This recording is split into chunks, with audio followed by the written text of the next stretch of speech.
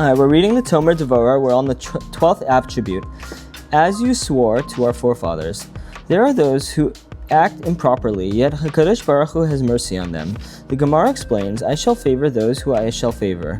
HaKadosh Baruch Hu said, this treasure is for you, those who do not act properly. There is a treasure house of grace that HaKadosh Baruch Hu graces and gives to them as a free gift. This is because Hashem said, they have the merit of the forefathers. I swore to the Avos, and therefore, even though they act improperly, they will merit because they are the descendants of the Avos, to whom I swore.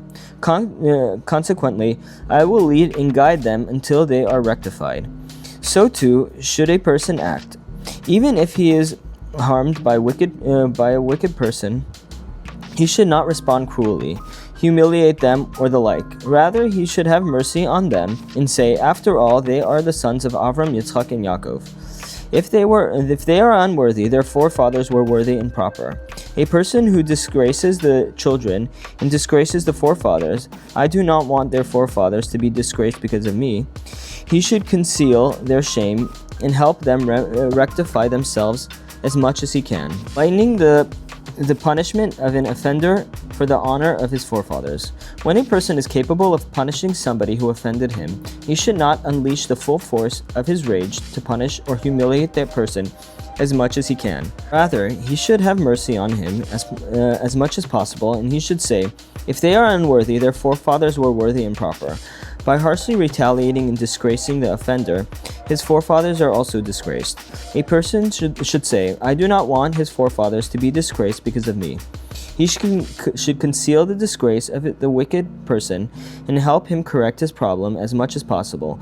And by doing so, he allows the attribute of as you swore to our forefathers to shine in the world. Thanks. Practical example. How are you doing, Yitzchak? Came a friendly greeting from behind him, followed soon after by a slap on the back that was a little too hard for Yitzchak's taste. Yitzchak turned around and saw Shlomi, the son of Yitzchak, highly esteemed Rosh Kollel. Baruch Hashem, answered Yitzchak, hoping to cut short the conversation and continue on. Shlomi was not so quick to let go of his prey. He threw his arm over Yitzchak's shoulder and guided him towards a private corner behind the base midrash.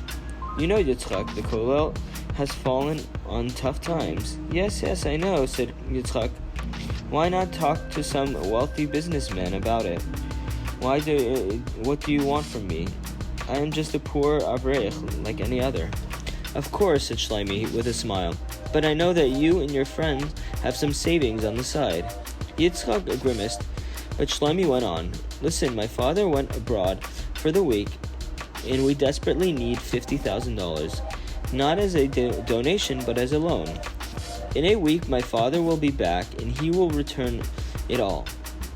We need a loan for just 1 week, that's all. Shlomi did not say outright that the loan was for the Kollel, but certainly led Yitzchak to believe that from the conversation. The truth was that if Shlomi had asked for a loan for himself, even for 1 day, Yitzchak would have hesitated to give it.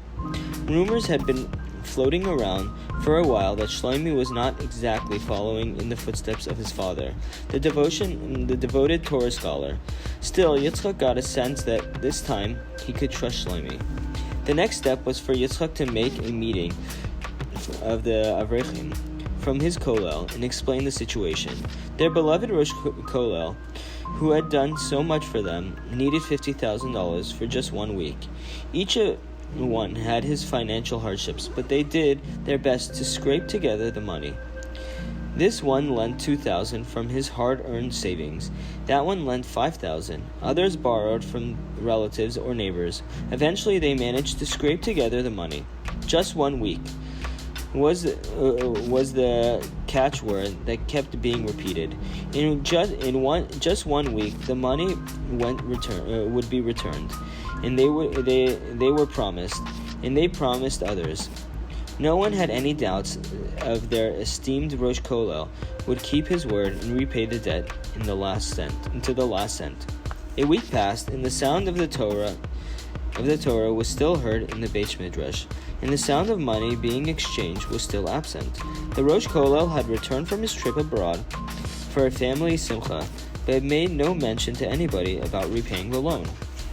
The Avrech started to get impatient.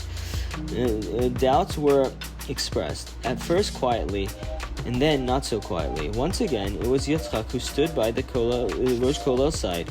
He told people that he would take care of it, and approached the Rosh Kollel at the end of the day to inquire about the loan. The Rosh Kollel's face flushed red when he first heard Yitzchak's request. "Just a minute, please. Could you come up to my house and tell me the entire story from the beginning?" They went up to the Rosh Kollel's house, but the hot tea and chocolate cakes his wife served did little to melt the frigid atmosphere. Yitzchak told him about the negotiations they had with Shlomi, how they emptied all their savings to lend him the money, and how Shlomi had promised that his father would return the money as soon as he returned from his fundraising trip abroad. "Believe me," said the Rosh Kollel, "that I did not raise a single penny on this trip. I went for a family simcha, not to raise money. I never asked Shlomi to borrow money. I never authorized him to make promises in my name. I knew nothing about this loan, and I have no means to pay it back, and I have no idea what he did with the money. But it certainly did not go into the Kollel's bank account." The Rosh Kollel paused with a pained expression on his face. "Listen, Yitzchak," he continued, "this is not the first time Shlomi had pulled a trick like this. I have warned him, but he thinks he knows better. There is nothing I can do to intervene on your behalf. My son is completely out of my control. Maybe I will eventually be able to pay you back, but I can't promise. The only thing I can do for now is to give my full consent to any measures you might want to take to get your money back from him." Yitzchak was speechless. On the one hand, he could feel the pain of the helpless father, their esteemed Rosh Kollel, whose wayward son had so disgraced him. On the other hand, he could also feel the anger of the Avrechim, who had emptied their savings and borrowed from everybody they knew, only to see their money fall into the hands of a heartless swindler.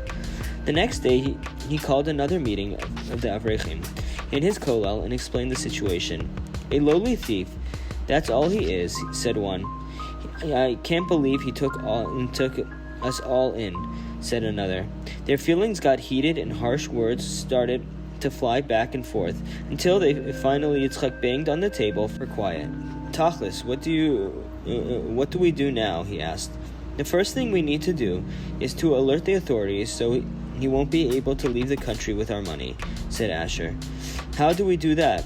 Wouldn't we need to file a complaint with the police first?" asked Chaim. "Of course. Do we have any other choice?" asked Asher. "The police would probably come to arrest him," said Chaim. "Just imagine what the media would do with that. Front page of the paper in bold headlines, 'Rabbi's son arrested for theft.' The Rosh Kollel is too famous for this to slip by unnoticed." "What a disgrace," others sadly agreed. "Well, what other choice do we have?" asked the advocates of justice among them. "We just can't think about his father's disgrace. Shlomi swindled us and made off with our hard-earned money. We have got to get it back somehow." There was a moment of silence, and then soft voices, as the Avrechim began to exchange their thoughts, weighing both sides of the argument. "We have to protect the Rosh Kollel's reputation," they decided. "We'll do what it takes to get our money back, but we won't drag his name through the mud. Our Rosh Kollel will not come to disgrace because of this." The meeting concluded with mixed feelings all around. However, they all agreed they were doing the right thing in Hashem's eyes, and sometimes a person must have mercy on a wayward son to protect the honor of his father too. Shabbat. Source of the attribute. When a person has an opportunity to punish someone who harmed him, but mercifully refrains from doing so, in appreciation of the offender's righteous forefathers, Hashem sees this and likewise has mercy on Bnei Yisrael, even when we are unworthy, in the merit of our righteous avos. The verse states, "I shall favor those whom I shall favor, and show mercy towards those whom I shall show mercy." implying that Hashem has simply decided to favor them and show them mercy. Through no merit of their own, Hashem remembers his vow to our forefathers in their merit. He favors us and shows us mercy until we correct ourselves. This attribute involves a very high level of mercy. In the previous attributes, we discussed the individual incidences of offense. In those cases, the offenders could be judged favorably as an essentially good person who happened to have slipped into misdeeds. This makes it easier for us to understand and to be understanding and forgiving. Sometimes we are related to the offender and we can use this as a point of his favor. At other times, we can hope that the offender will do teshuvah for his misdeeds and judge him favorably with the knowledge that he will return.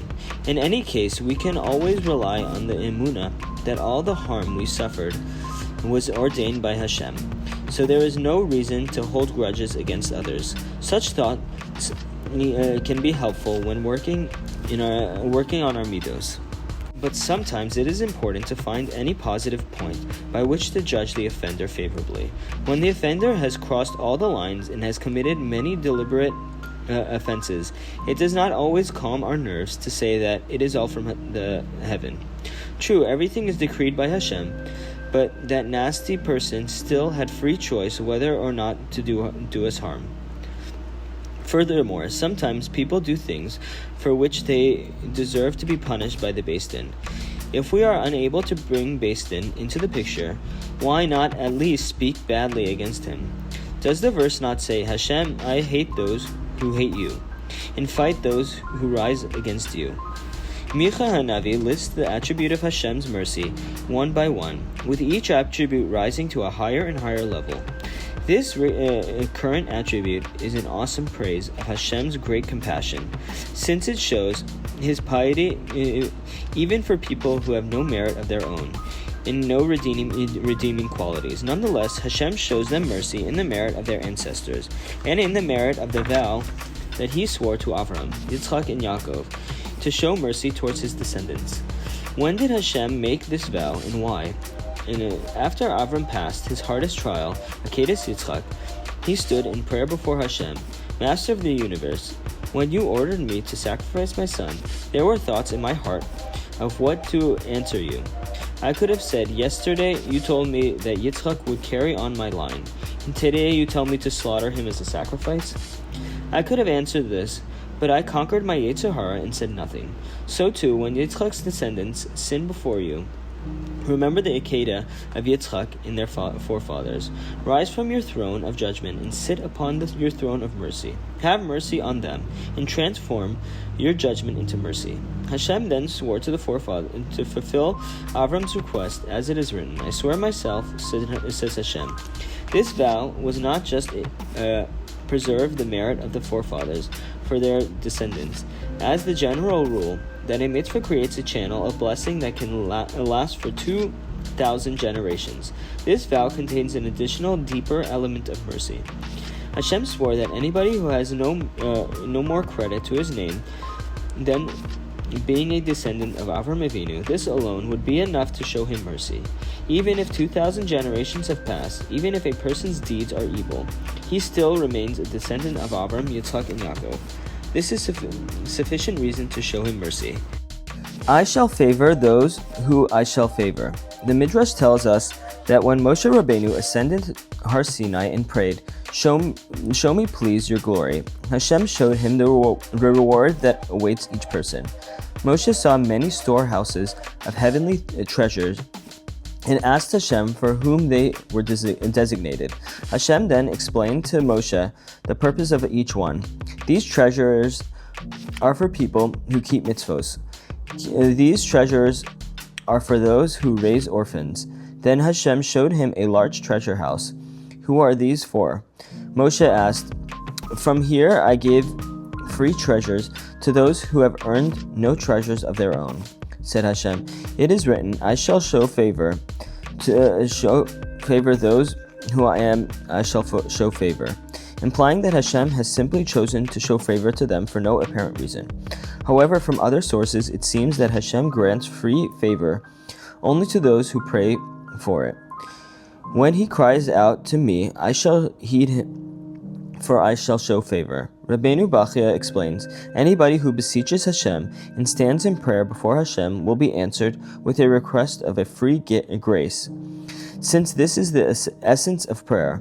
Similarly, we find, to Hashem I cry out, and to Hashem I will ask favor. Here too, the wording of Chanan, show favor, is used for those who call upon Hashem and beg Him for His good favor.